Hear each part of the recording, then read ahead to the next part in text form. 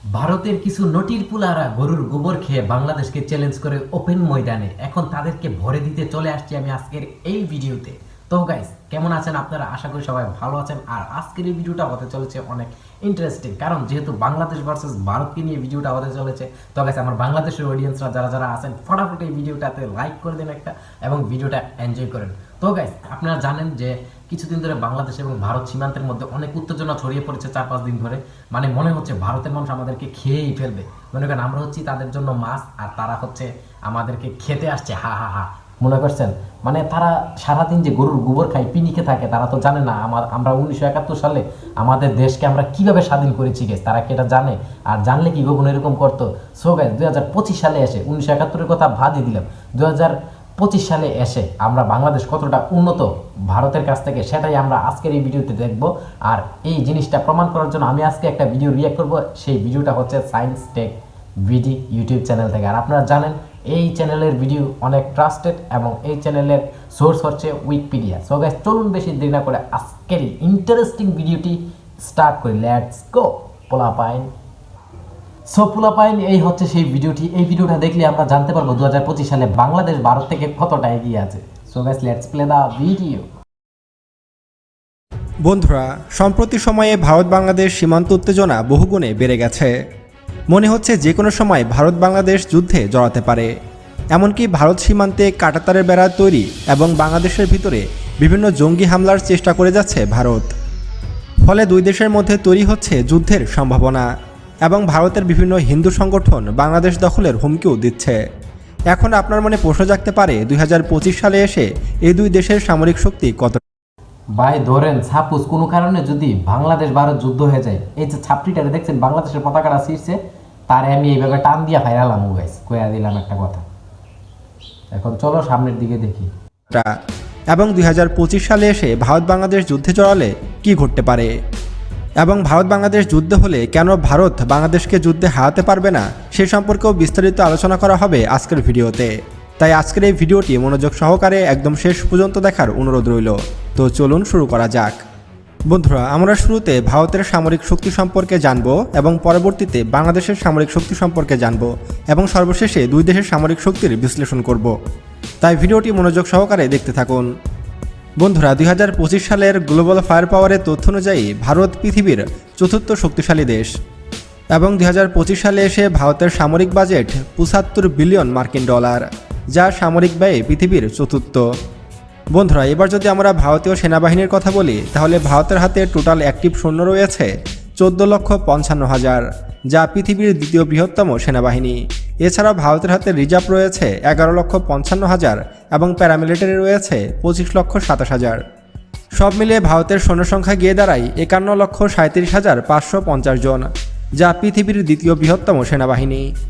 এবং ভারতীয় সেনাবাহিনীর হাতে যুদ্ধ ট্যাঙ্ক আছে 4,201টি, আর্মড ভেহিকলস রয়েছে 1,48,594টি, সেলফ প্রোপেলড আর্টিলারি রয়েছে 100টি, টাউট আর্টিলারি রয়েছে 3,975টি, MLRS বা রকেট লঞ্চার রয়েছে 264টি।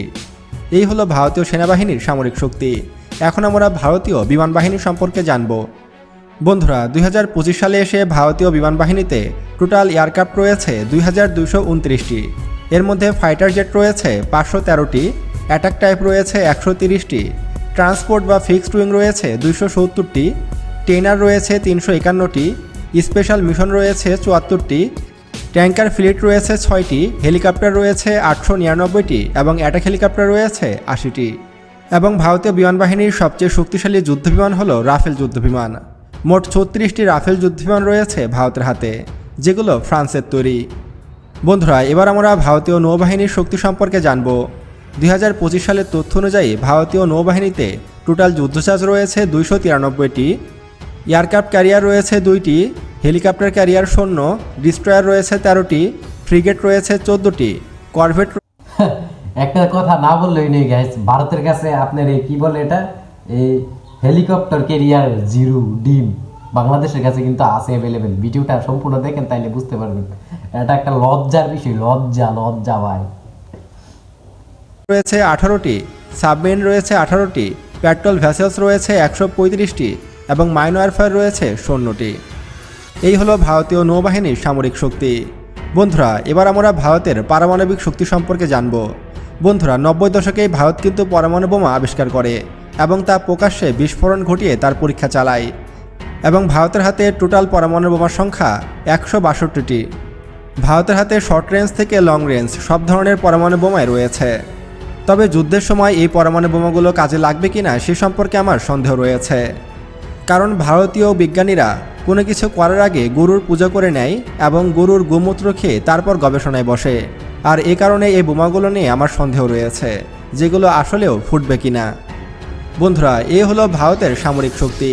এখন আমরা বাংলাদেশের সামরিক শক্তি তো গাইস দেখলেনই তো ভারতের সামরিক শক্তিটা কীরকম। একটা কথা বলিনি, কারণ ভারত অনেক বড় দেশ, কিন্তু অনেকে আবার ভাবতে পারেন যে বাংলাদেশের থেকে তো অনেক বেশি, বাংলাদেশ কিভাবে পারবে। আরে বুকা চুদার দল, ভারত যত বাংলাদেশের থেকে 10 গুণ বেশি বড় হচ্ছে ভারত। তো ভারতের তো বাংলাদেশের থেকে 10 গুণ বেশি থাকবে, এটা জানাই কথা, তাই না? আর গাইস বাংলাদেশের যদি ভারতের থেকে মানে কিছুটাও বেশি থাকে, 10 গুণের তুলনা করে যদি কিছুটাও বেশি থাকে, তাইলেই তো আমরা জিতলাম মিয়া। তোমরা কি মানে বুঝো না টুঝো না কিছু? মানে এত বড় একটা দেশের সমান বড় দেশ, বড় বাজেট। বাংলাদেশ ছোট দেশ, ছোট বাজেট, ঠিক আছে? কিন্তু দেখবেন বাংলাদেশ ছোট দেশ হলেও বাংলাদেশের বাজেট কিন্তু ভেরি হাই, ঠিক আছে? গাইস তোমরা সম্পূর্ণ ভিডিওটা দেখো, যে এখন আমরা দেখবো বাংলাদেশের ঝুড়িতে 2025 সালে কি কি যুক্ত হয়েছে সম্পর্কে জানব। বিশেষ করে বাংলাদেশের সামরিক শক্তি এই বছর আগের চেয়ে আরও 2 ধাপ এগিয়েছে, অর্থাৎ বাংলাদেশ আরও বেশি শক্তিশালী হয়ে গেছে।